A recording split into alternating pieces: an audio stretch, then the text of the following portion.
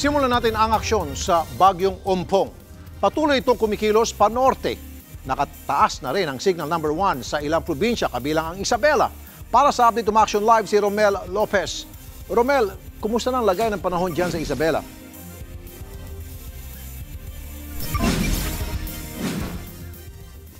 Yes, Rafi, sa ngayon nga, mapapansin mo, nandito kami sa may harapan nitong Magat Dam, dito sa boundary ng Ifugao at ng Isabela Province. Napakainit dito ngayon, napakatirik ang sikat ng araw. Isang bagay na mas kinakakaba ng mga opisyal dito, lalo na't matatandaan natin, ito yung naging karakteristik nung nalalasa itong si Bagyong Yolanda, yung sinasabi natin, Rafi, na calm before the storm. Napakabanaya dito, kahit yung ilog, karagatan, wala ka babakas na magkakaproblema o may parating na isang malakas na bagyo. Kaya naman nananawagan sila, Rafi, na despite na magandang lagay ng panahon ngayon ay huwag magpaka-relax, magpakakampante yung ating mga kababayan dito sa probinsya ng Isabela. Rafi. Okay, ano-anong paghahanda ang ginagawa ngayon ng LGU dyan sa Isabela at mga magiging apektadong lugar sa norte, especially when it comes to sa mga magsasaka natin? Yes, Rafi, kahapon pa lang nakita natin yung mga rescue units ng probinsya. Nakapreposition na yan doon sa mga lugar na inaasahan nila na maaaring maapektuhan severely nitong ang si Bagyong Ompong, particularly yung mga flood-prone area. Yung mga magsasaka naman natin, kahapon pa lamang yung iba nag-ani na, although yung iba medyo gustong sumugal, Rafi, dahil yung kalimitan kanilang mga tanim na mais and then palay ay next month pa yung talagang harvest season nila.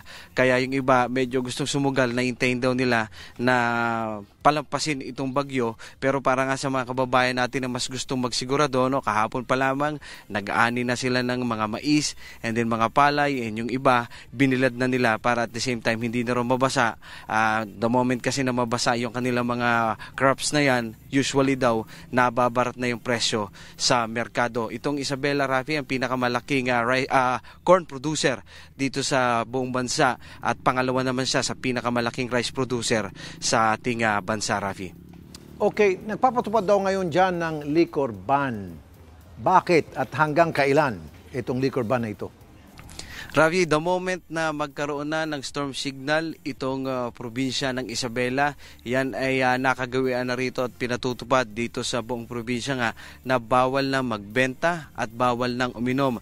Dalawang bagay, Rafi, para nga maiwasan yung mga lasing na oras na magpapalikas ka, ayaw makikooperate, nagugulo pa sa mga rescue team, sa mga authorities sa pag-enforce ng batas. At pangalawa, usually nga pag medyo nakain, malam mo yung mga yan, Rafi, yung mga reflexes na mga mas mababagal, mas mahihina, sa halip nga na maisip na lumikas kagad kasi may nakikita ng panganib, malalakas ang loob, ayun, hindi lumilikas. Yun daw usually yung mga nadidisgrasya, Rafi, at yan ang iniiwasan ng lokal na pamahalaan ng Isabela, Rafi. Okay, doon sa mga lumilikas na ngayon, nasilip mo na ba yung pupuntahan nilang mga evacuation center na inianda ng mga LGU?